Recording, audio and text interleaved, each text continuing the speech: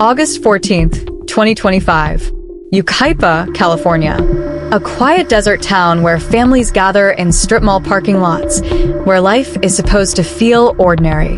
That morning, 7-month-old Emmanuel Haro vanished. His mother told police she was attacked while changing his diaper in the back seat of her car. But almost instantly, something in her story felt off. Investigators saw gaps. Timelines didn't match, and the more they pressed, the less sense it made. Police suspicion grew quickly.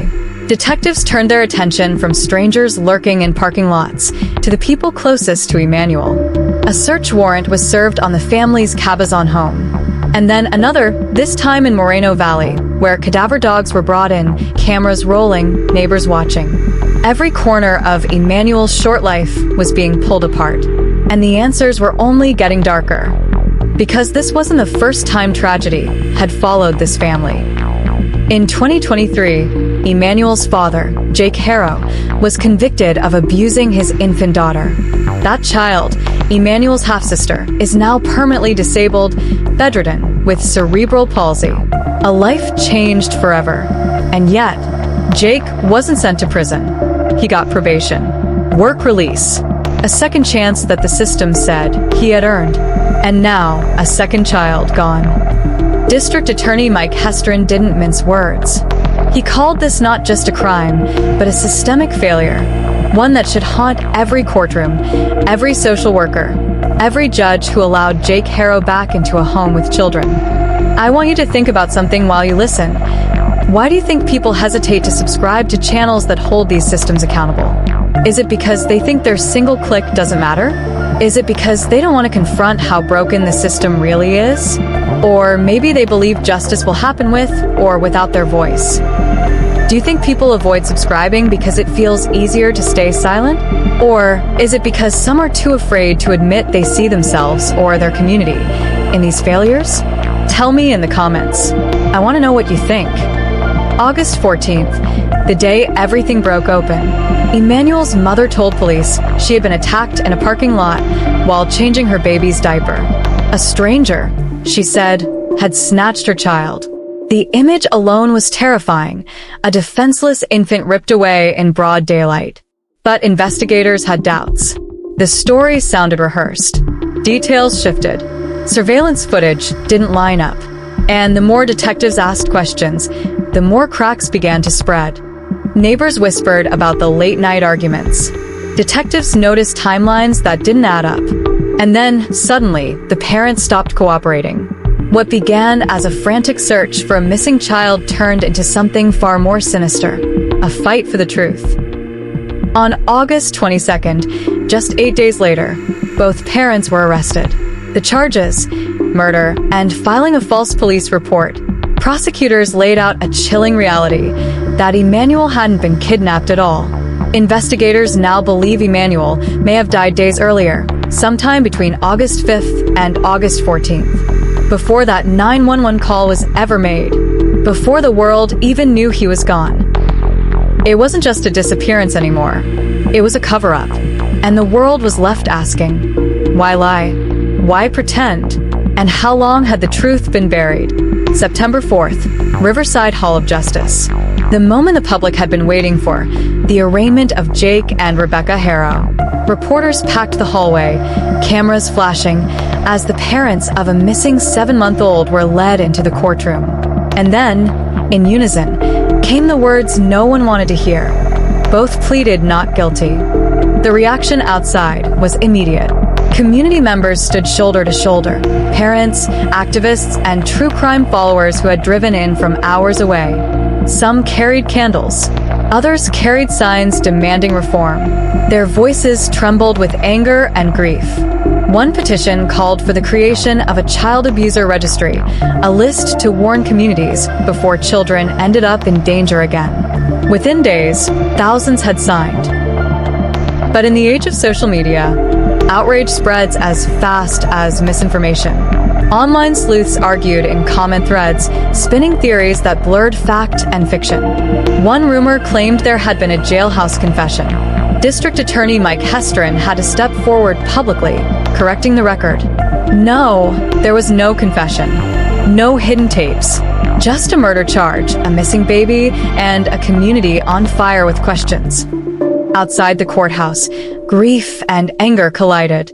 Parents wept into the shoulders of strangers. Chants for justice clashed with the silence of uncertainty. Emmanuel's name echoed not just as a victim, but as a symbol of every child the system had failed before him. When you see people demanding justice in the streets, why do you think so many still don't subscribe to the very channels keeping these stories alive? Is it because outrage feels safer in a crowd than in a clique? Is it because some believe justice is inevitable, with or without their voice? Or maybe it's because they don't realize their subscription amplifies these families' cries. Do you think people are too quick to share rumors online, but too hesitant to support the facts? Or could it be that silence feels easier than action? Tell me in the comments. I need to know what you think. The courthouse steps. A crowd pressed shoulder to shoulder, emotions wound tight, like a wire about to snap. And then it happened. A parent collapsed. The sound of their body hitting the concrete cut through the noise like a gunshot. Gasps rippled outward, echoing against the stone walls. Attorneys scrambled forward. Deputies pushed through, and for one suspended second, the entire crowd froze in disbelief. Someone whispered, "This can't be real." The shouts grew louder. Anger, fear, grief colliding into something that felt like chaos. Footsteps echoed across the marble floors as officers rushed inside. Mothers clutched their children closer. Others lifted their phones, recording the moment justice and tragedy seemed to collide on the courthouse steps. For those who were there, it wasn't just a collapse. It was a symbol, a release of everything the community had been carrying: frustration with a broken system, sorrow for a child whose body still hadn't been found, and rage at the idea that a baby could disappear and the truth remain hidden. Testimonies later described the air as heavy, suffocating. Strangers cried into strangers' arms. And in that moment, Emmanuel's case wasn't just one family's story. It became everyone's wound. A reminder of every child lost to silence. A reminder of every second chance given to an abuser who never deserved it. When you hear about a parent collapsing under the weight of grief, why do you think some viewers still hold back from subscribing? Is it because stories like this cut too deep, and they'd rather look away? Do you think it's because people trust others to keep the story alive, instead of taking responsibility themselves? Or maybe it's because they don't realize a subscription is more than support. It's a way of saying Emmanuel mattered. Could it be that silence feels safer than standing up in the comments? Or is it that some fear if they subscribe, they'll have to face just how many Emmanuels there really are? Tell me in the comments. I want to hear your truth. The Emmanuel Haro case didn't exist in a vacuum. It was the product of a system that, time and again, has given second chances to dangerous people. And in Emmanuel's case, that leniency cost a child his life. District Attorney Mike Hestron spoke bluntly. This was preventable. The warning signs were there. The prior abuse was there. But the system failed to act. A child welfare expert echoed his words. She explained that too often, convicted abusers are labeled as rehabilitated after a short course or a signed certificate. Paper doesn't protect children, she said. Action does. And then came the criminal justice commentator, who laid out the cruel irony. Jake Haro was once assessed as a low risk to abuse children again. But less than 2 years later, another child was gone. A miscalculation, not just on paper, but in a baby's life. Out of this tragedy, some are calling for reform. Proposals for what advocates are calling Emmanuel's Law, a reform package that would strengthen oversight of convicted child abusers, increase monitoring, and give authorities the tools to intervene before it's too late. A law born not of politics, but of grief. I want you to think about something. Why do you believe people stay quiet and don't subscribe when reforms like Emmanuel's Law need voices behind them? Is it because they don't believe change will ever come? Is it because they assume someone else will fight harder? Or maybe it's because supporting with a subscription feels too small against such a big problem. Do you think people avoid subscribing because it makes them feel complicit, like silence equals acceptance? Or is it that they're afraid to admit justice sometimes depends on ordinary people speaking out? Tell me in the comments. I need to know where you stand. We return now to that haunting moment on the courthouse steps. The sirens, the collapse, the silence that followed. For some, it was a breaking point. For others, it was the moment. They realized justice isn't guaranteed. It's delayed, it's fragile, and sometimes it never comes at all.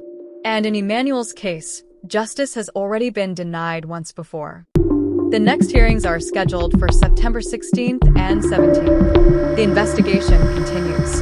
And somewhere out there, Emmanuel's remains still haven't been found. A child's life ended, and his final resting place remains a question that keeps mothers, fathers, neighbors, and strangers awake at night.